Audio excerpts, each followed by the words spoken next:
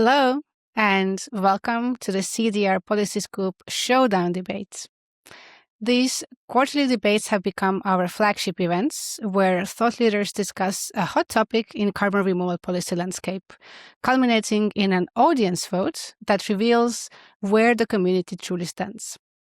These events have exploded in popularity, and we are excited to bring to you our fourth edition, driving straight into the hottest fault line in carbon markets today. Corresponding adjustments, necessary or overkill? This is bound to be yet another engaging debate with a top-notch lineup exploring whether voluntary offsetting requires corresponding adjustments. Representing necessary is Olga Gassan-zade, former chair of the Paris Agreement's Article 6.4 Supervisory Body and leading expert on carbon markets and international climate policy. Representing overkill is Johan Börje, a pioneering CDR project developer from Stockholm Exergi, who has successfully convinced buyers that finance stacking without corresponding adjustments is essential right now. I am Tamme, one of your moderators today, together with me, Sebastian Manhart, the other co-host of the CDR Policy Scoop. First, a disclaimer. We deliberately choose the debate format not because we think there's always a right or wrong, but because we believe it is one of the most engaging formats to elicit genuinely useful discussion, as we've seen in some of our past debates, which viewers have enjoyed a lot. Today's debate takes place in this context, and so everyone bear that in mind. It's not right or wrong. It's about the format to get the best opinions. We, the moderators, me and Eva, will make sure that the debate stays focused, on topic, and on time. As the audience, if you're watching right now on YouTube, your job is to ask questions in the YouTube comments throughout the debate, use the reactions and emojis for whatever you hear that you like or dislike, and vote in the final poll. You should look out for a link to our Mentimeter poll, which we'll share towards the end, where you can choose the winner of today's debate. And finally, to Olga and Johan, besides thanking you a lot for being here, your job is to be the best possible advocates for your side of the debate. Please, and this is really, really important, do challenge each other. Also, when we ask questions, weigh in on each other's opinions. That's what today is for, and that's when it gets most exciting. For everyone, how we will run today, we're going to have, as always, 3-minute opening statements from both sides. Then we're going to have moderated questions that Eva and I prepared with short answers and maybe reactions and discussion from our two guests today. Then 90-second closing statements from both Johan and Olga. And sorry, I should have mentioned, of course, questions from the online audience. So we have some prepared, and then we're going to feed in the ones that are coming from the online audience. And we're going to finish off with the motion and the live poll. Corresponding adjustments are necessary to maintain the integrity of net zero on Mentimeter. So with all of that said and the stage set, first up is Olga defending today's motion. Corresponding adjustments are necessary to maintain the integrity of net zero. Over to you, Olga. Well, I think it's hard to be the opening, but I'll try to make it brief. Corresponding adjustments ensure that whatever you achieve, whether it's emission reductions or removal, are only used once. And that's what counts toward the atmosphere, right? Because this thing that's important, and that's what we're working on all together as collective, is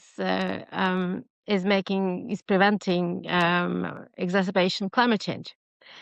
So that's why we have corresponding adjustments. People have worked on it for almost 10 years to negotiate what's the right way to credit actions in countries.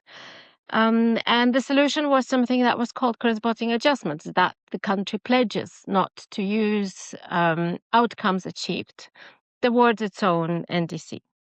And discounts it from its accounting information.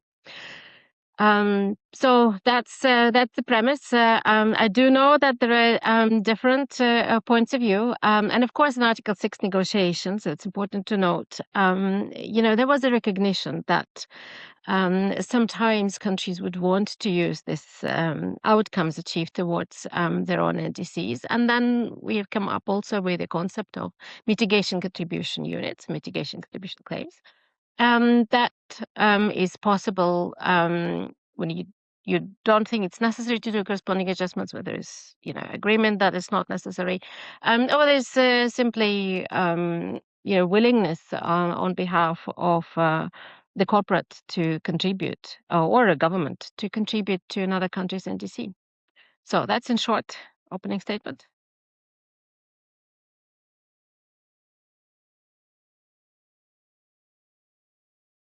So let's hear from Johan. Corresponding adjustments as an overkill.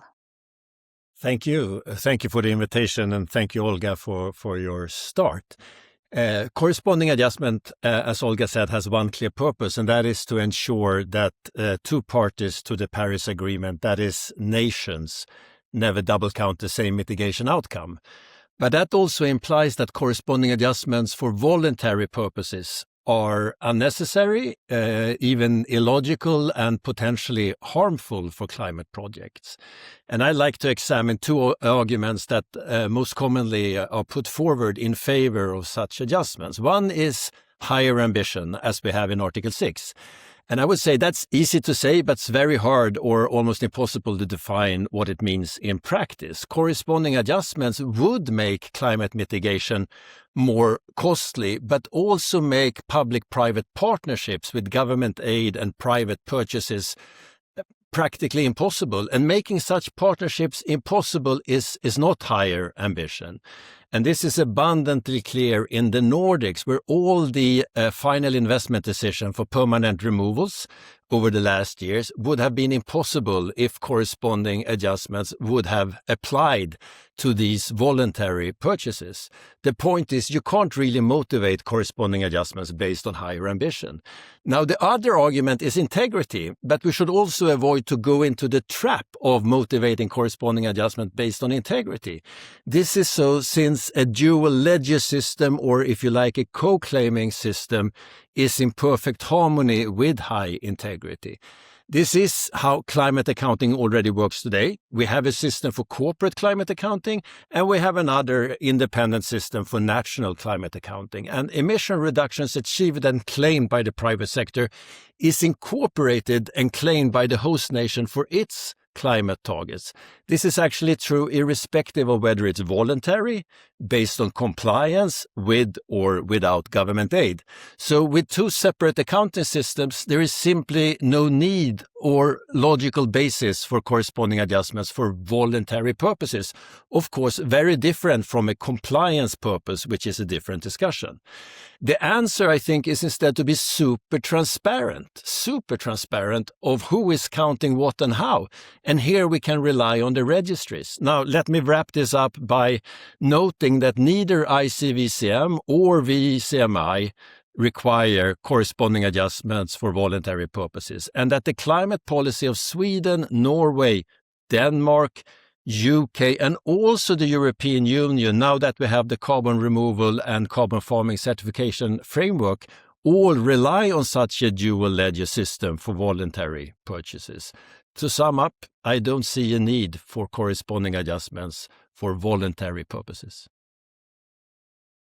Thanks, Johan. I'll do a quick take or summary of what Olga shared, and then I will hand over to Sebastian to hear his summary of what Johan shared. So what we heard from Olga is that basically these credits must count only once. That's how the Paris Agreement Article 6 was built. There's a reasoning why host countries should not double count the same reductions or removals against the NDC, and while also using them for other purposes. It's an important element to guarantee integrity. There are, of course, the mitigation contribution units that could be used for different purposes, but there's a reason why corresponding adjustments are required, and that logic should be followed. Sebastian, over to you about Johan's take. First off, both of you, amazing. I really enjoyed listening to them. And I'm sure our audience did as well.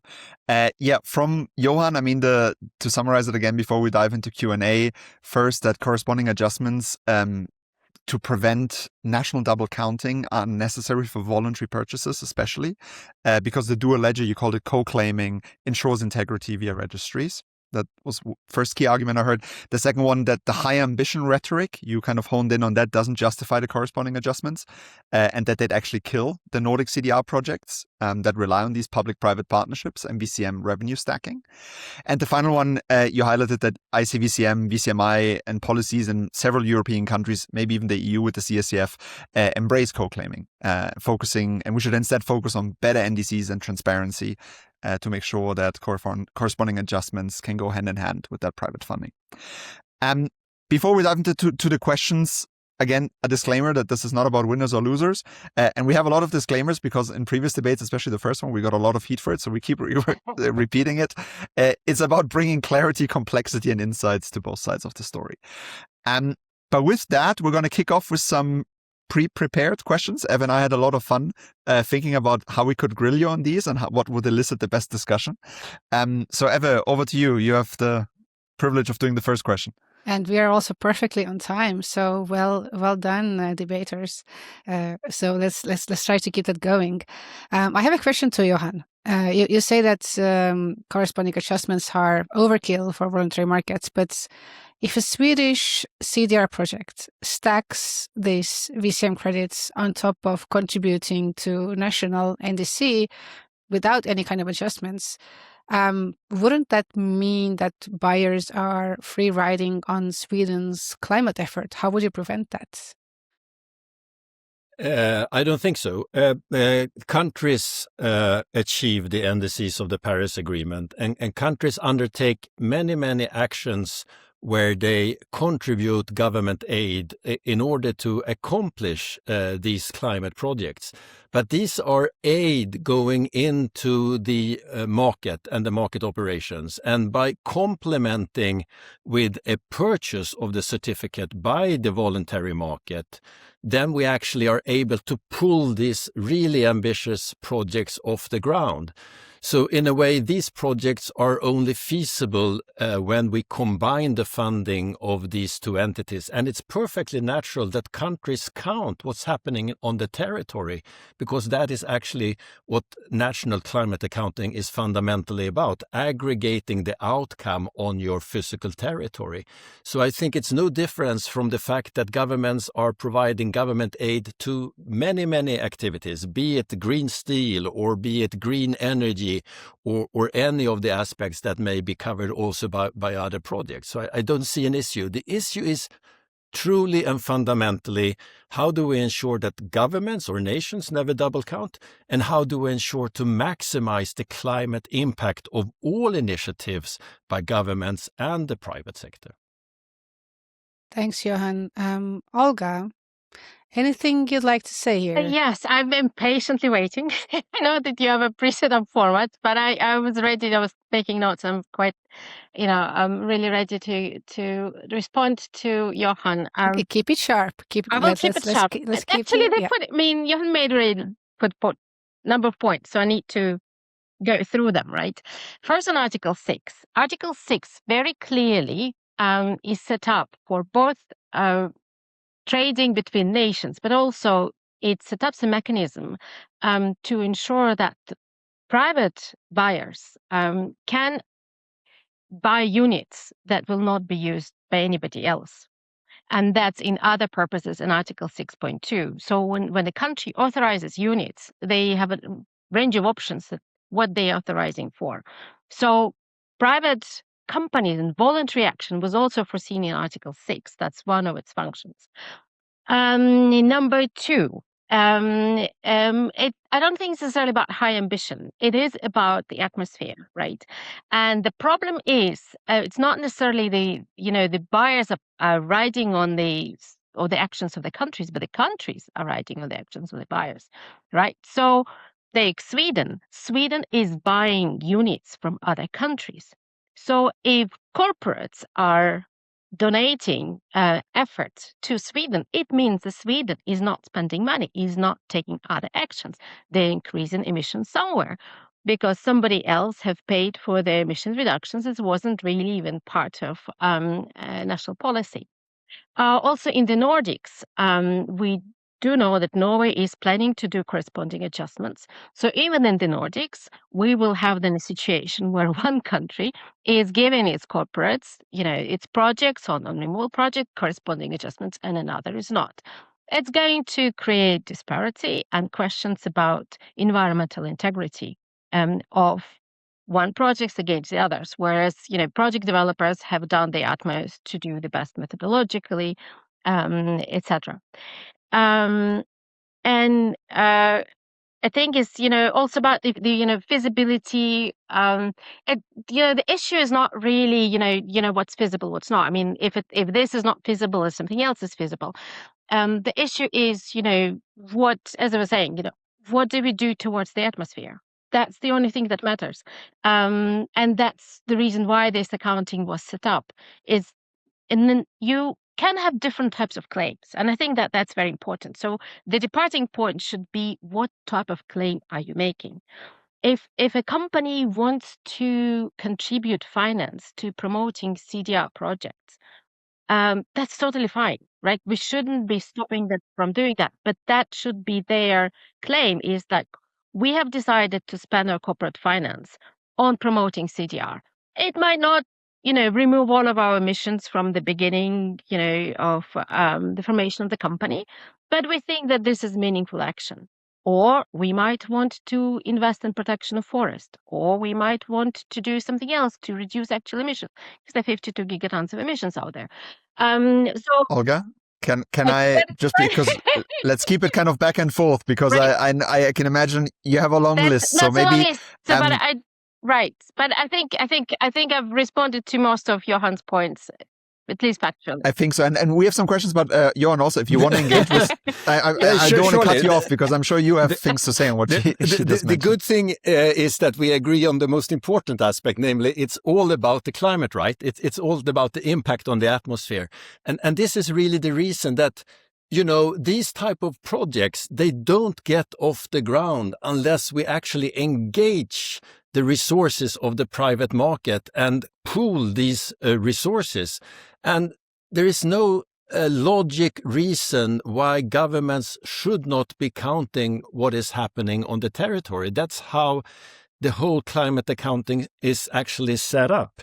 So I disagree with the idea that, we would have less climate activity and that Sweden would somehow reduce its ambition. It is probably to the contrary. We get more projects, we get more tons, we get more money going into other purchases in completely other projects. So by actually leveraging the money of the private sector, you tend to get more impact on the climate, because there is no immediate link between a activity by the private sector and that the government should immediately then not do what it intended or lower its ambition. I think actually it's the contrary. And I agree, it's very important with the claim. And the fact is that the contribution claim is very problematic, because it kind of gives the company the full brand benefit that claims are about. So they get the brand value without actually revealing their carbon footprint. And there is no proof that you can get high volume, high cost projects off the ground based on a contribution claim, because of course the companies wants to have a compensation claim that they have actually taken measures to counterbalance their remaining emissions.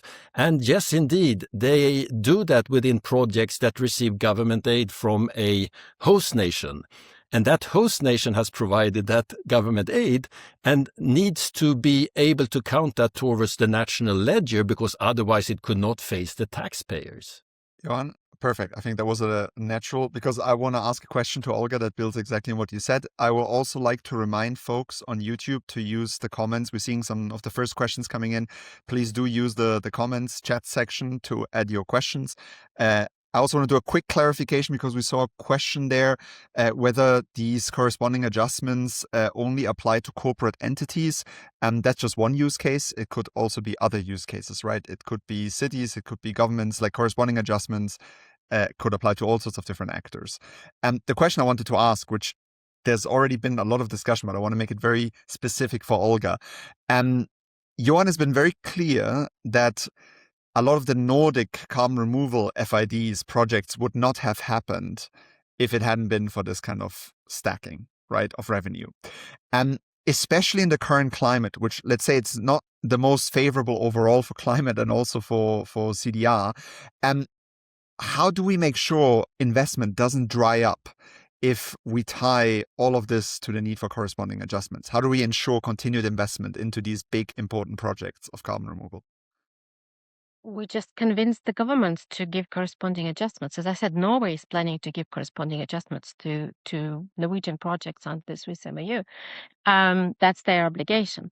And I think it's very important, if a project, for example, receives public subsidy and then the country should negotiate, it's public-private partnership, then the negotiation should be on how the mitigation outcomes are split and what goes towards the country, what goes with corresponding adjustment towards the private. That's how Article 6 works in other countries. That's how Nordic governments demand that Article 6 is performed in other countries. So doing less at home while demanding more abroad is hypocritical and is not a Nordic way. So we don't expect that this will continue. We're also seeing that, there are very specific legal guidances now. For example, in Switzerland, it's very specific that if you're making any sort of neutrality compensation claims, that you have to use correspondingly adjusted units. The legal opinions on it, I recommend. There's recently a note issued by Philip Lee that goes into the legal side of things quite in detail. And they list, and the Oxford Principles and the new draft of SBTI guidance. So, the world as a whole is moving towards recognition of the need of corresponding adjustments. Excellent. Thanks, Olga. I want to bring in Europe and the carbon removal and carbon farming regulation, the CRCF, because there we have an example where these certificates actually have to be used eventually towards EU's climate targets. And as Johan has said, co-claiming is already a standard practice domestically in some EU member states. So, do you see that in these situations, still corresponding adjustments should be playing a role? Because there's just so many stakeholders that are where Article 6 compliance really doesn't really come to play at all. What's your take on this? For CF, it's up to the EU to decide, right? They need to set up a framework. And, they will then need to clarify what is the claim and how they're seeing this, because it's domestically inside you. I've been thinking how to explain this, but it's let's do with a tangible example. If you're fishing in the sea, you're fishing in the national quota, right? You might want to just say, I'm fishing with the national quota. I'm flowing, I'm doing there what the government says I should do, which is what you could do. They could say, use CRCF. It's fine, perfectly fine, right? If they say, actually, I just don't want to have any impact on the biosphere at all, that's a very different case, right? So it comes to what sort of claim are you making? And we'll only know that after EU sets up the system. What sort of claims will they make? Any reaction from you, Johan? Yes, no, many points, of course, that I disagree with. I don't think there is a trend that governments would like to see corresponding adjustments for voluntary purposes, and I do have other information on Norway, so I'm not so sure that that is correct. It's true that you can choose as a government to do this, but it makes the projects more expensive. it pushes the country actually towards higher cost projects. You push the country up towards the marginal abatement cost curve. So achieving the NDC gets more expensive, and for no reason. I have so far not really heard any good reason, because the integrity in the claim is about being transparent and letting the market understand how a dual ledger accounting system works, that we have governments and we have corporates. And I'm not sure I see the link between, as soon as corporates do something, governments would hide away and back off from their ambitions.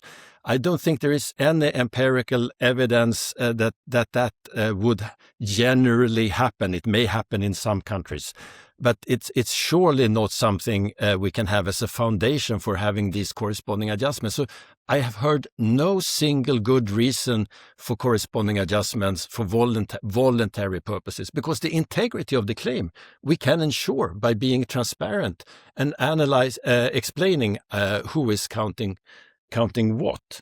And I think this gets hypocritical, because nobody is having this debate if the purchase is done in a domestic context. Imagine if Ericsson would be buying a certificate from us in Sweden, then this wouldn't be discussed. Then the co-claiming would be considered perfectly acceptable. And still, Ericsson is having a global value chain where emissions are spread all over the globe in all countries. So from a voluntary perspective, why does it matter if Ericsson buys this in Sweden or buys it in another country of operation when it is addressing emissions in a global value chain? So Johan, I think I think let's stop it there and see what Olga has to say. Right. I think I need to clarify, right? Norway and Switzerland have an MOU, and it's a legal obligation for Norway to provide corresponding adjustments for projects under that MOU. And they are preparing to do it. The difference, I think, is Norway is not inside of the EU, so they manage their, they manage their reporting corresponding adjustments in a much more better way right now than EU would be able to do. And then your point on dual ledger, it's not really correct, because towards the atmosphere, we only have one ledger, right?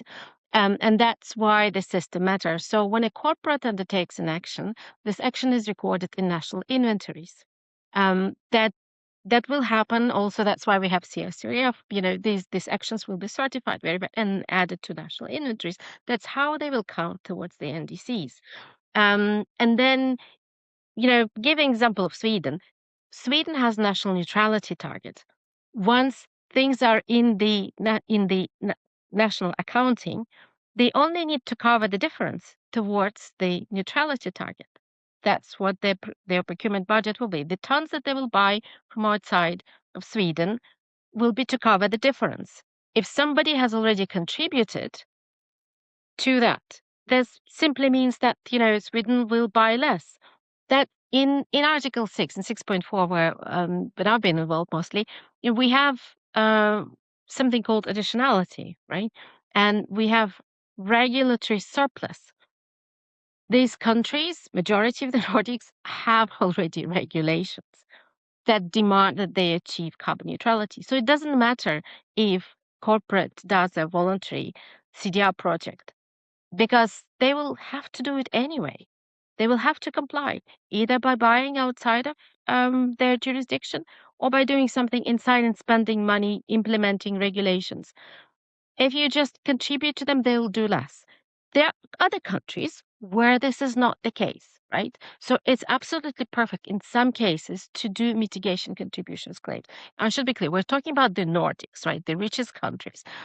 It's very, very strange to have this debate about the Nordics, because we're having this debate in Article 6.4 about developing countries, whether you should be contributing to the NDCs of developing countries. And how do you make sure that you are not, that the countries are not free riding on the efforts of the private sector in the developing world?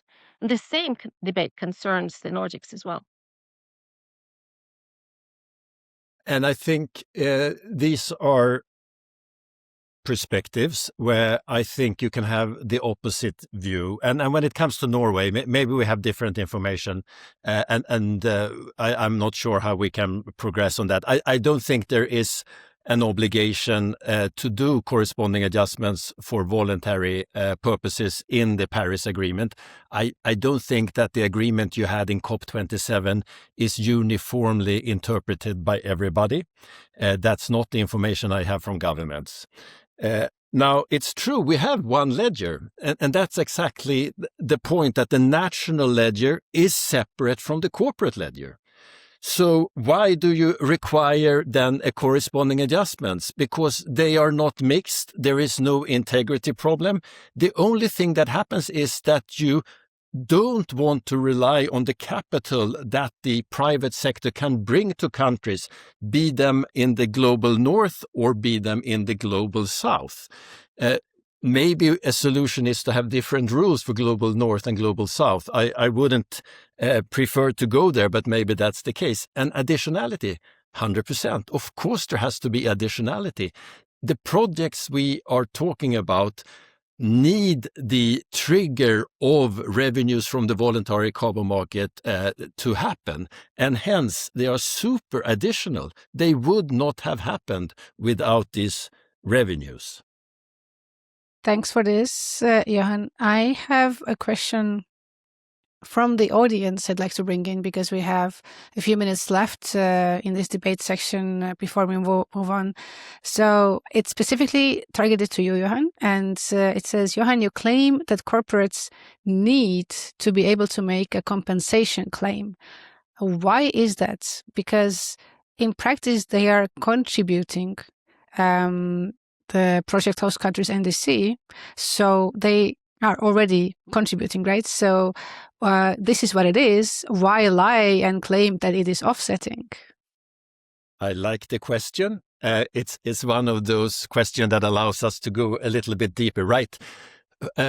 There's a lot of words, and fundamentally, corporates are all, by their actions, voluntary compliance, supported by government aid or not government aid, contributing, or if you like, making up the national accounting of any country, right? So indeed, a compensation claim is by default contributing to the host nation. Now we're talking about the voluntary dimension again. By definition, it is whatever happens on the territory of a host nation shall go into the climate ledger of such nation. Now, why do the corporates need to do a compensation claim? Because if we want to get beyond small projects, small volumes, really drive transformative climate projects that could have a real impact in volume, then of course we must rely on the self-interest of the corporations, and they want to declare to the market, we have done these investments to counterbalance our unabated emissions. And then it's perfectly fine to say the underlying physical outcome on which this credit or certificate rests will be counted by the host nation in its NDC. So this is how we bring more money, more climate action to the table, allowing the corporates to do these type of claims. And at this point, we've got time for one final question before we move to the closing statements. And this one is for you, Olga. How can corresponding adjustments be streamlined to minimize costs and avoid delays? Streamlined. Well, it's up to the host countries. The host countries can streamline them. When they understand the methodologies, when they understand the project, the certification schemes, right? That's the only way to streamline them. Is to build a relationship with the host countries and build capacity in the host countries. I also respond to what Johan is saying, because I think there is a mechanism to record corporate action, right? It's the national inventories. And it's all like it's connecting vessels in physics, right? If it leaves one place in connecting vessels, the water will come in unless you reduce the levels altogether. We're talking about additionality, but additionality is not only financial, it's regulatory additionality, it's NDC additionality as well. So all of that matters. In 6.4 in the guidance to projects, we assess all of that. And that's the benchmark of environmental integrity. Thanks so much. We are now moving on to closing statements. And the first one to go is Johan. The floor is yours. Thank you very much for the exchange. We need high ambitions, and we need integrity, and we need transparency. And it's all about getting off the ground as many projects as possible, ambitious projects. But corresponding adjustments is not the answer, since it would make less climate projects possible, and it would even make these projects unnecessarily expensive. And the dual ledger system, where we have the corporate accounting and the national accounting, comes with high integrity. And this is already how the voluntary market works today. It will minimize the cost for nation, and it will drive higher ambition, because we can bring more money to the table, and we're in desperate need of bringing money to climate today. And it has even, in my view, the potential to increase acceptance for climate mitigation measures, but because the taxpayer will be less exposed. And we are competing for tax money today for so many different purposes. To ensure integrity and transparency, we can rely on the registries. And we actually require the registries in our project to declare how the underlying physical outcome is counted by host nations. And we can strengthen ambition and transparency further, but then we need to work with the structure of the NDCs and how countries work with reductions, removals, and credits. To conclude, yes, high ambition, high integrity, high transparency. Corresponding adjustments for voluntary purposes is a way to reduce climate ambition and climate outcomes, so no. Strong. Olga, your final remarks. Well, first of all, I would strongly disagree with the idea of a dual ledger, because, the national ledgers, as you call them, that's the aggregation of the corporate ledgers. That's not a dual ledger. That's just a level of aggregation. And there's only one atmosphere and one ledger for everything. But I think the important thing is, carbon markets need clarity right now. They need clarity and less disruptive stories. And I would feel very sorry for investors that have invested in projects without the expectation of corresponding adjustments, because in the end, the units will be worthless. The environmental integrity, as seen from the outside, will be worthless. It opens them to legal action on their claims. As I said, Philip Lee, they gave an excellent legal opinion on this. So it is very, very important that people that are putting in money towards projects are investing with confidence, and they're getting the best product out. And that includes corresponding adjustments, whether we like it or not. So they should be selective which countries they choose, whether countries are able to give corresponding adjustments, and whether that process will be straightforward, not just the projects themselves. Thank you, Olga. And with that, we will move to the vote. So we will now open the Mentimeter. You can find the link in the YouTube comments. You can also just go on menti.com and type in the number 57198156. But it's easier. We'll post everything in the YouTube. And while we have people doing that, I want to take the moment to say a couple of things about the Policy Scoop first. This is our 4th showdown. We're very excited. We've been around for just over a year, and they're always our most popular episodes. Now it's also up on the screen. You can also just scan the QR code, which might be the easiest. We've done 72 episodes now. which is basically one per week, which Ev and I are very, very proud of, that we've been able to be quite consistent. We had over 23,000 downloads and 54 amazing guests. And you both have also been individually on the show before. I also want to use this to give a shout out to our team, because you see me and Eve, but actually it's a team of 6 who make this happen. We've got our producer, Helen, who's also helping today, obviously. We've got Ben, who edits all our episodes. We've got Carlotta, who makes all the beautiful videos, and Raphael, who's been helping a lot, especially with the live events. And then obviously Eve and me. So there's 6 people involved, even if you just see me and Eve. And then there's a couple of anonymous supporters who help us make this all happen. So yeah, you know who you are. Thank you to you as well. And now we'll give it a little bit more time. For now, I can say you've really given it all. Really enjoyed the back and forth, the heated debates, the disagreements. This is exactly what this is for. So thanks for being a good sport, both of you.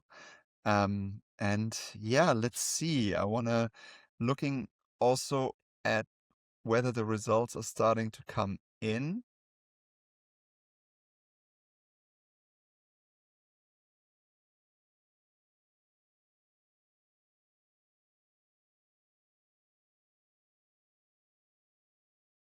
Oh, so far it is a tie. So I would say we give it another 20 seconds. I mean, we had a tie. We kind of had a tie before. So we'll give it another 20 seconds. But I can say in any case, it's been very, even. But we'll see if somebody comes in to give a final. Otherwise, we'll call it even between the two. There must be... There must be a way. I think we have our first even debate. Oh, no, I'm seeing here now. Switch to Overkill. No. Okay. Yeah. I think the YouTube is lagging behind a little bit. This is a good point to stop, isn't it? Okay, I think we have to stop it at some point. We can say with confidence that this has been a very close debate that was won only at the very last minute by Johan and Overkill. But I think both of you have clearly made very compelling arguments that resonated with the audience. So the winner is in knowledge sharing, and thank you for that. Thank you. Yeah, and what else I can add is, like, if this debate sparked your thinking, we would be very thankful if you would leave a review for the CDR Policy Scoop on your favorite podcast app. It helps a lot, and it helps us to reach more climate leaders. That I'm sure everyone is who's following this. And of course, subscribe to all our channels to stay ahead of CDR developments and watch out for our next showdown debate. Wonderful. With that, thank you, everyone. Have a good rest of your evening. And thank you for this great episode. Thank you. Thank you.